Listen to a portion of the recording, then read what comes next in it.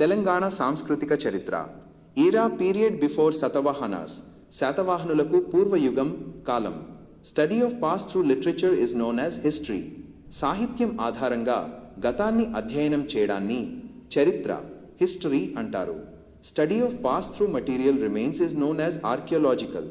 పురాతన వస్తువుల అవశేషాల ద్వారా గతాన్ని అధ్యయనం చేయడాన్ని పురావస్తు శాస్త్రం ఆర్కియాలజీ అంటారు. Ancient history can be studied based on two things. ప్రాచీన చరిత్రను రెండు ప్రధాన ఆధారాల ద్వారా అధ్యయనం చేయవచ్చు. ఒకటి, లిటరరీ ఎవిడెన్సెస్, సాహిత్య ఆధారాలు. The books written by different poets during different periods will tell us about the living conditions of different kings, social situations and the administration of the state. వివిధ కాలాల్లో రకరకాల కవులు రాసిన పుస్తకాలు అప్పటి రాజుల జీవన విధానం, సామాజిక పరిస్థితులు మరియు రాజ్య పరిపాలన గురించి తెలియజేస్తాయి. 2. ఆర్కియోలాజికల్ ఎవిడెన్సెస్, పురావస్తు ఆధారాలు. Important sources are inscriptions, coins, monuments, pictures and sculptures. శాసనాలు, నాణేలు, కట్టడాలు, చిత్రాలు మరియు శిల్పాలు ముఖ్యమైన పురావస్తు ఆధారాలు. Engraving text or pictures on hard rocks is called inscription. గట్టి రాళ్లపై అక్షరాలను లేదా చిత్రాలను చెక్కడాన్ని శాసనం ఇన్స్క్రిప్షన్ అంటారు. In archaeology, study of inscriptions is known as epigraphy. పురావస్తు శాస్త్రంలో శాసనాలను అధ్యయనం చేయడాన్ని శాసనశాస్త్రం ఎపిగ్రఫీ అంటారు. In archaeology, study of coins is known as numismatics. పురావస్తు శాస్త్రంలో నాణేలను అధ్యయనం చేయడాన్ని నాణేల శాస్త్రం న్యూమిస్మాటిక్స్ అంటారు. These inscriptions and coins will tell us about the victories and governance of kings.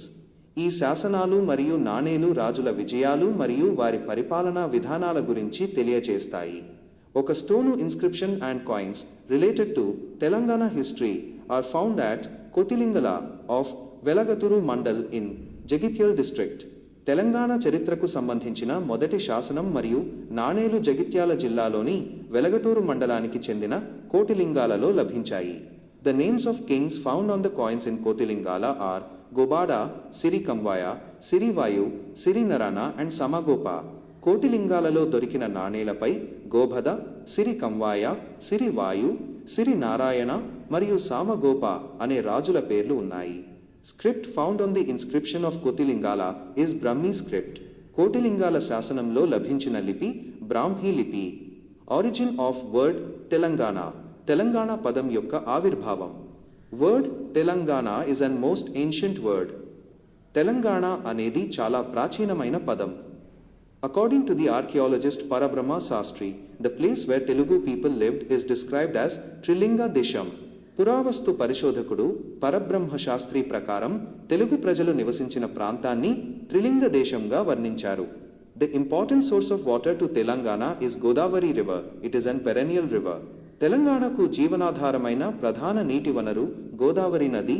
ఇది ఒక జీవనది, సంవత్సరమంతా పారే నది. Godavari river is described as Telivaha in ancient period. ప్రాచీన కాలంలో గోదావరి నదిని తెలివాహ నది అని పిలిచేవారు.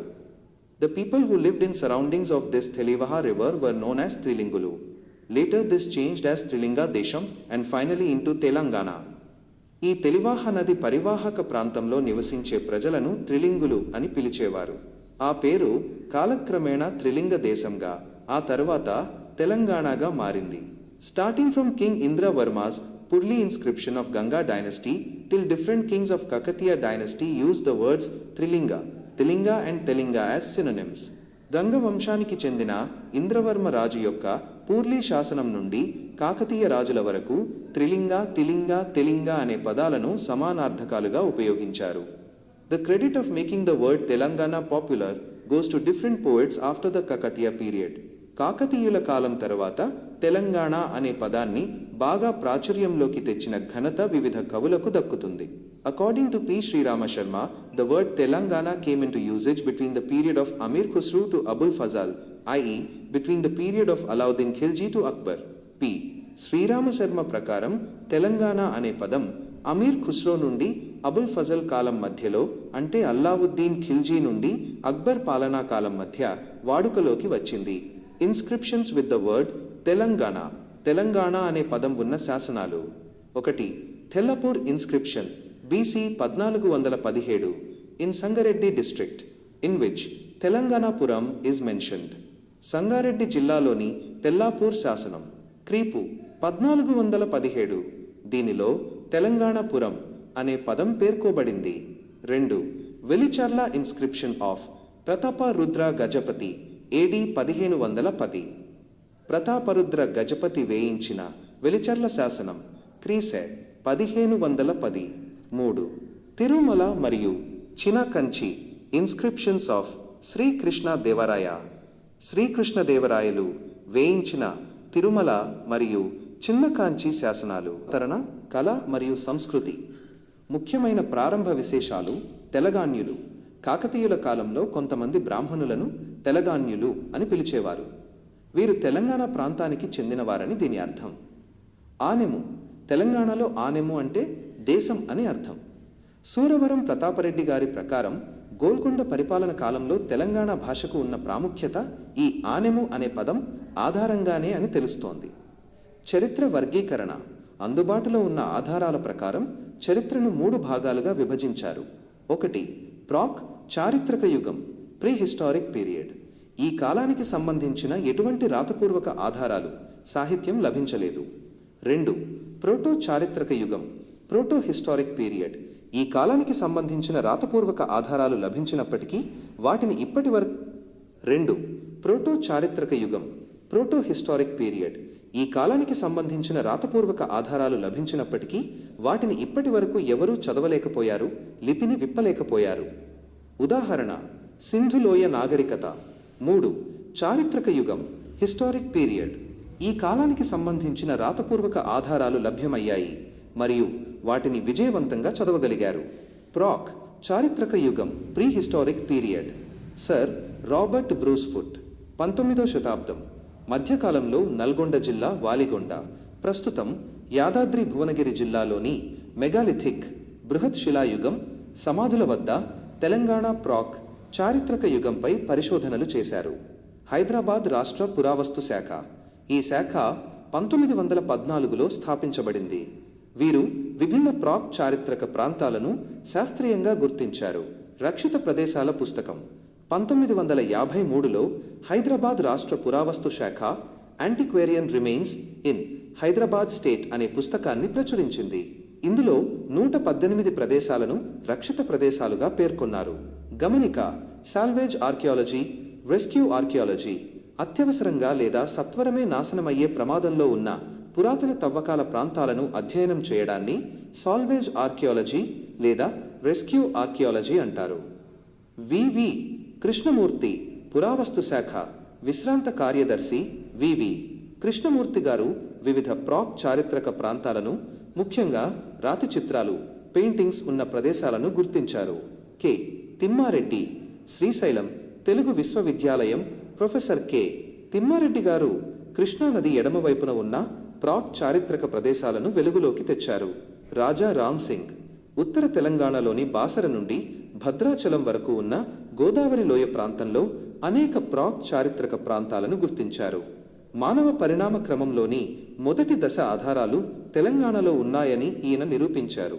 ధ్యానవల్లి సత్యనారాయణ, ఈయన ఇటీవల 10 ప్రాక్ చారిత్రక ప్రదేశాలను గుర్తించారు. బి సుబ్రహ్మణ్యం పుస్తకం.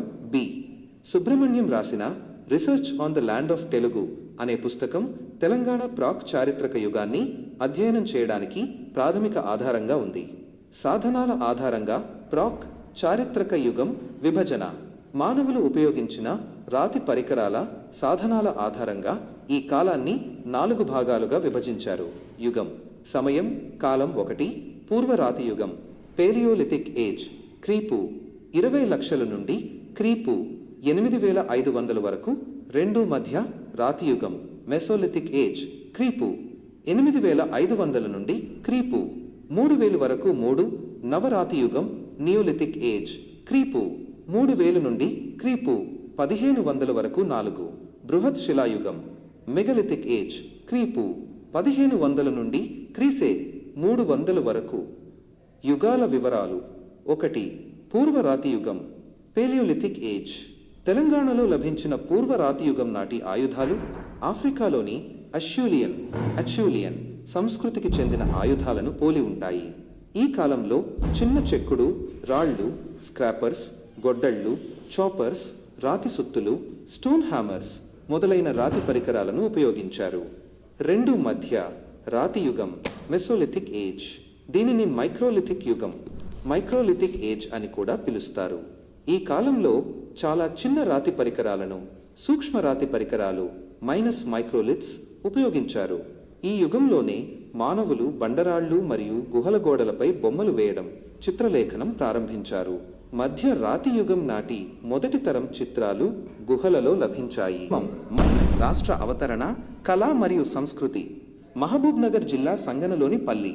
ఇక్కడి ముఖ్యమైన చిత్రాలలో జింకల చిత్రాలు ఉన్నాయి. 3 నవీన శిలాయుగం, నియోలిథిక్ ఏజ్. ఈ కాలంలో మానవుడు ఒకే చోట స్థిరపడి వ్యవసాయం చేయడం ప్రారంభించాడు. ఎముకలతో చేసిన పనిముట్లు మరియు ఆయుధాలు ఉపయోగించారు. ఈ కాలం నుంచే మానవులు రాగి, కాపర్ మరియు కంచు, బ్రాంజ్ పనిముట్లను ఉపయోగించడం మొదలుపెట్టారు. వారు జొన్నలు, రాగులు వంటి తృణధాన్యాలు, ఉలవలు, మినుములు వంటి పప్పుధాన్యాలను పండించడం ప్రారంభించారు. నవీన శిలాయుగానికి చెందిన బూడిద కుప్పలు తెలంగాణలోని ఉట్నూరు మండలంలో లభించాయి. జంతువుల పేడను కాల్చడం వల్ల బూడిద ఏర్పడింది. దీని ద్వారా ఈ కాలంలో పశువుల పెంపకం జరిగేదని తెలుస్తోంది. ఈ కాలంలో మృతదేహాలను తల ఉత్తరం వైపు ఉండేలా పూడ్చిపెట్టేవారు. నాగార్జునకొండలో 2 శిశువులను కుండలో పెట్టి పూడ్చిన ఆధారాలు లభించాయి. 4 బృహత్ శిలాయుగం, మెగలిథిక్ ఏజ్. క్రీపు 1500 నుండి క్రీసే 300 వరకు ఉన్న ఈ కాలంలో తెలంగాణ ప్రజలు చనిపోయిన వారిని గుహలాంటి నిర్మాణంలో లేదా మట్టి శవపేటికలో పెట్టి పూడ్చేవారు. ఈ సమాధి చుట్టూ పెద్ద రాళ్లను వృత్తాకారంలో పేర్చేవారు. వీటినే మెగాలిథ్స్ అని పిలుస్తారు. అందుకే ఈ కాలాన్ని బృహత్ శిలాయుగం, మెగలిథిక్ ఏజ్ అంటారు. స్థానికులు ఈ మెగాలిథ్స్ను పాండవుల గుళ్ళు, వీర్లపాడు అని పిలిచేవారు. ప్రజలు చనిపోయిన వారితో పాటు ఆహార ధాన్యాలు, వ్యవసాయ పనిముట్లు మరియు ఆభరణాలను పూడ్చిపెట్టేవారు. ఈ వస్తువులను బట్టి అప్పటి ప్రజలు నాగరికులు అని తెలుస్తోంది. తెలంగాణలో ప్రజల నాగరికత బృహత్ శిలాయుగంతోనే ప్రారంభమైంది. ఈ కాలంలోనే మొదటిసారిగా ఇనుప పనిముట్లను ఉపయోగించారు. కాబట్టి దీనిని ఇనుప యుగం, ఐరన్ ఏజ్ అని కూడా పిలుస్తారు. సమాధుల రకాలు మరియు త్రవ్వకాలు. హైదరాబాద్ సెంట్రల్ యూనివర్సిటీ ప్రాంగణంలో తవ్వితీసిన బృహత్ శిలాయుగం నాటి సమాధి స్థలం దేశంలోనే మొదటిది. ఇందులో లభించిన ఆహార ధాన్యాలు 4250 సంవత్సరాల నాటివి. సమాధుల నిర్మాణాన్ని బట్టి వీటిని 4 రకాలుగా విభజించారు. 1 pit burials, pit burials. 2 cist burials, cist burials. 3 dolmen. 4 rock cut burials, rock cut burials. 1 pit burials, pit burials. మట్టి లేదా గ్రానైట్తో చేసిన శవపేటికలో మృతదేహాన్ని ఉంచి దానిని గోతిలో పెట్టి మూసివేసేవారు. ఈ సమాధి చుట్టూ పెద్ద రాళ్లను వృత్తాకారంలో ఉంచేవారు. 2 సిస్ట్ బరియల్స్, సిస్ట్ బ్యూరియల్స్. రాతి శవపేటికను పూర్తిగా పూడ్చకుండా కొంత భాగాన్ని నేల ఉపరితలం పైన తెరిచి ఉంచేవారు. 3 డోల్మెన్ అనేది ఒకే గది కలిగిన మెగాలిథిక్ సమాధి. ఇది 2 లేదా అంతకంటే ఎక్కువ నిలువు రాళ్లపై ఒక పెద్ద సమాంతర రాతిని, క్యాప్స్టోన్ బల్ల ఉంచిన నిర్మాణాన్ని కలిగి ఉంటుంది. 4 rock cut burials, rock cut burials. రాళ్లను తొలచి గుహలుగా చేసి అందులో మృతదేహాలను పూడ్చేవారు. ఇతర ముఖ్యమైన ఆధారాలు. ఈ సమాధులలో ఆహార ధాన్యాలు, ఇనుప పనిముట్లు, ఎరుపు మరియు నలుపు రంగు కుండలు, బంగారు ఆభరణాలు మరియు పూసలు లభించాయి. నల్గొండ జిల్లాలోని ఏలేశ్వరం వద్ద ఏనుగు ఆకారంలో ఉన్న శవపేటిక లభించింది. దీంతో పాటు 4 శవపేటికలు లభించాయి. ఏలేశ్వరంలోని ఒక సమాధి స్థలంలో మహిళ అస్థిపంజరంపై పురుషుడి అస్థిపంజరం లభించింది. మీడోస్ టేలర్ జరిపిన తవ్వకాలలో నల్గొండలోని నార్కట్పల్లి వద్ద వేలాది సమాధులు లభించాయి. ఉట్నూరు సమాధులలో ఎరుపు మరియు నలుపు రంగు కుండలు లభించాయి. తెలంగాణ చరిత్ర, ఉద్యమం రాష్ట్ర అవతరణ, కళ మరియు సంస్కృతి. ప్రీ హిస్టారిక్ మరియు పురావస్తు ఆధారాలు. Archaeological finds. మౌలాలి, హైదరాబాద్ సమీపంలోని మౌలాలి శ్మశాన వాటిక, గ్రేవ్ యార్డ్లో మట్టి మరియు బంగారు పూసలతో చేసిన గాజులు లభించాయి. ఈ శ్మశాన వాటికలు దాదాపు 30 నుండి 40 ఎకరాల వైశాల్యంలో విస్తరించి ఉన్నాయి. పోచంపాడు, పోచంపాడులోని సమాధిలో గుర్రం అస్థిపంజరం లభించింది. హస్మత్పేట్, హైదరాబాద్ శివార్లు. హస్మత్పేట్లో ఎముకలతో తయారు చేసిన పూసలు లభించాయి. చారిత్రక యుగం, హిస్టారిక్ పీరియడ్. నిర్వచనం: లిఖితపూర్వక సాహిత్యం లభ్యమై దానిని చదవగలిగే డిసైహెర్డ్ కాలాన్ని చారిత్రక యుగం అంటారు. ప్రారంభం: భారతదేశంలో ఈ కాలం ఆర్యుల కాలం నుండి ప్రారంభం కాగా తెలంగాణలో మాత్రం క్రీపు 6వ శతాబ్దం నుండి ప్రారంభమైంది. ఆర్యుల సంస్కృతి విస్తరణ: ఉత్తర భారతదేశంలో ఉన్న ఆర్య సంస్కృతిని తూర్పు భారతదేశానికి వైదేహ పరిచయం చేశారు. దక్షిణ భారతదేశానికి ఆర్య సంస్కృతిని అగస్త్య మహర్షి పరిచయం చేశారు. నూతన మతాల ఆవిర్భావం క్రీపు 6వ శతాబ్దంలో బ్రాహ్మణుల ఆధిపత్యానికి వ్యతిరేకంగా బౌద్ధం, జైనం మొదలైన 62 రంగాలు ఆవిర్భవించాయి. బౌద్ధమతం మరియు మహాజనపదాలు. త్రిపీఠకాస్. బౌద్ధ మత గ్రంథాలను త్రిపీఠకాలు అంటారు. అవి: 1 సుత్త పీఠక, సుట్టా పిటాక. 2 వినయ పీఠక, వినయ పిటక. 3 అభిధమ్మ పీఠక, అభిధమ్మ పిటాక. అంగుత్తరనికాయ. క్రీపు 6వ శతాబ్దంలో ఏర్పడిన 16 మహాజనపదాల గురించి అంగుత్తరనికాయ అనే బౌద్ధ గ్రంథంలో మొదటిసారిగా ప్రస్తావించారు. అస్మక 16 మహాజనపదాల్లో దక్షిణ భారతదేశం, తెలంగాణ ప్రాంతంలో ఉన్న ఏకైక మహాజనపదం అస్మక. మిగిలిన 15 ఉత్తర భారతదేశంలో ఉన్నాయి. విస్తరణ: అస్మక మహాజనపదం నేటి నిజామాబాద్, కరీంనగర్ మరియు ఆదిలాబాద్ జిల్లాల పరిధిలో విస్తరించి ఉండేది. రాజధాని: అస్మక రాజధాని పొట్టన లేదా పోధన్, ప్రస్తుత నిజామాబాద్ జిల్లాలోని బోధన్. ఆంధ్ర మరియు తెలంగాణ చారిత్రక నేపథ్యం: భవావారి. అస్మక రాజధాని కొండ ప్రాంతానికి చెందిన భవావరి అనే బౌద్ధ సన్యాసి ఆంధ్ర మరియు తెలంగాణ ప్రాంతాల్లో బౌద్ధ మతాన్ని ప్రచారం చేశారు. మహాపద్మనందుడు నంద వంశానికి చెందిన మహాపద్మనందుడు అస్మక రాజ్యాన్ని జయించాడు. దక్షిణ భారతదేశాన్ని జయించిన తొలి రాజుగా ఈయన చరిత్రలో నిలిచాడు. మౌర్యుల కాలం: మహాపద్మనందుని తర్వాత మగధను పాలించిన మౌర్య రాజులు ఆంధ్ర మరియు తెలంగాణ ప్రాంతాలను తమ సామంతులుగా ఫ్యూడేటరీ స్టేట్స్ చేసుకున్నారు. శ్రీముఖ తర్వాతి కాలంలో శ్రీముఖుడు శాతవాహన వంశాన్ని స్థాపించి ఆంధ్ర మరియు తెలంగాణ ప్రాంతాలను పాలించాడు. సంగమ స్థలం: కాలక్రమేణా తెలంగాణ ప్రాంతం ఉత్తర మరియు దక్షిణ భారతదేశాలకు కలయిక కేంద్రంగా మర్జింగ్ పాయింట్ మారింది. తెలంగాణ పద ఆవిర్భావం మరియు సరిహద్దులు: అమీర్ ఖుస్రో తెలంగాణ అనే పదం ఢిల్లీ సుల్తానుల కాలం నుండి వాడుకలోకి వచ్చింది. అమీర్ ఖుస్రో మొదటిసారిగా తెలంగాణ అనే పదాన్ని ఉపయోగించారు. ఢిల్లీ సుల్తానుల కాలం: ఆ సమయంలో తెలంగాణ, ఆంధ్ర మరియు తమిళనాడు ప్రాంతాలన్నింటినీ కలిపి తెలంగాణ అని పిలిచేవారు. గోల్కొండ కుతుబ్ షాహీల కాలం: తెలంగాణతో పాటు కోస్తాంధ్ర ప్రాంతాన్ని కలిపి తెలంగాణ అని పిలిచారు. నిజాముల కాలం: హైదరాబాద్ రాజ్యంలో తెలుగు మాట్లాడే ప్రాంతాలను తెలంగాణ అని పిలిచేవారు.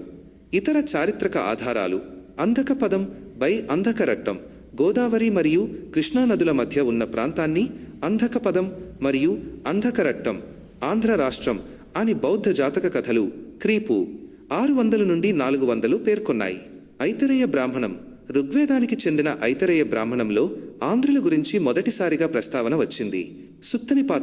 సుత్తపీఠకలోని సుత్తనిపాత ప్రకారం గోదావరి నదికి ఇరువైపులా అస్మక మరియు ముళక రాజ్యాలు ఉండేవి. వీటిని అంధకరట్ట, ఆంధ్ర రాష్ట్రం అని పిలిచేవారు. ముళక రాజ్యం యొక్క రాజధాని Pratishthanapuram, Paithan. Telangana history, movement, state formation, art మరియు కల్చర్. తెలుగు అర్థం: తెలంగాణ చరిత్ర, ఉద్యమం, రాష్ట్ర అవతరణ, కళ మరియు సంస్కృతి. విభాగం: section title: Chronology of prominent dynasties ruled over Telangana region from ancient period to modern period. Telugu అర్థం: ప్రాచీన కాలం నుండి ఆధునిక కాలం వరకు తెలంగాణ ప్రాంతాన్ని పాలించిన ప్రముఖ రాజవంశాల కాలక్రమం, కాల వరుస క్రమం. రాజవంశాల వివరాలు: list of dynasties. Satavahanas -220 BC to 225 AD. Telugu అర్థం: శాతవాహనులు క్రీపు 220 నుండి క్రీసే 225 వరకు. Ikshvakus 220 AD to 300 AD. Telugu అర్థం: ఇక్ష్వాకులు -వఫ్ క్రీషే 220 నుండి క్రీసే 300 వరకు. Vishnukundins 358 AD to 569 AD. Telugu అర్థం విష్ణు కుండినులు మైనస్ క్రీసే 358 నుండి క్రీసే 569 వరకు.